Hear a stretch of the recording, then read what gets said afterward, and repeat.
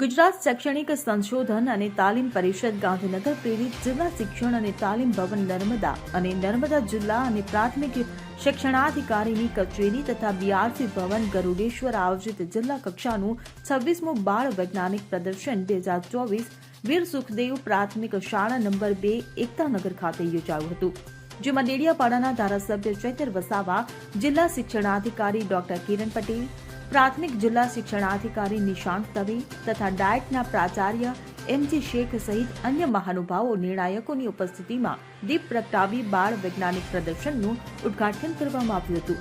આ પ્રસંગે ધારાસભ્ય ચૈતર વસાવાએ વિજ્ઞાનની કૃતિઓની સાથે સાથે ધાન્ય પાકો પર પણ ભાર મૂક્યો હતો.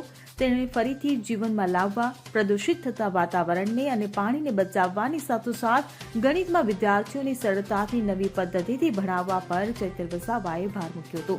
આ સાથે જ નર્મદા જિલ્લામાંની કૃતિઓ રાજ્ય કક્ષાએ અને રાષ્ટ્રીય કક્ષાએ આગળ આવે તેવી ચૈતર વસાવાએ શુભેચ્છાઓ પાઠવી હતી. આ ઉપરાંત જિલ્લા શિક્ષણાધિકારી ડોક્ટર કિરણ પટેલ, ડાયટના પ્રાચાર્ય એમજી શેખે પ્રાસંગિક પ્રવચન કરી ગણિત વિજ્ઞાન પ્રદર્શનનું મહત્વ સમજાવ્યું હતું. ડાયટના પ્રાથમિક ડોક્ટર રોબિન્સ ભગતે ગુજરાત શૈક્ષણિક સંશોધન અને તાલીમ પરિષદ ગાંધીનગર પ્રેરિત ગણિત વિજ્ઞાન પ્રદર્શન વિશે વિસ્તૃત માહિતી આપી હતી અને જણાવ્યું હતું કે 5 વિભાગ, જેમાંનો 1 ખોરાક, આરોગ્ય અને સફાઈ, 2 પરિવહન અને સંચાર, 3 ગાણિતિક નમૂના અને ગણનાત્મક ચિંતન, 5 કચરાનું વ્યવસ્થાપન અને સંસાધન વ્યવસ્થાપન વિભાગોમાં કુલ 51 કૃતિઓએ ભાગ લીધો હતો, જેમાં પ્રથમ વિજેતા કૃતિને રાજ્ય કક્ષાએ મોકલવામાં આવશે. જ્યોતિ જગતાપ સાથે CN24 ન્યૂઝ, રાજપીપળા.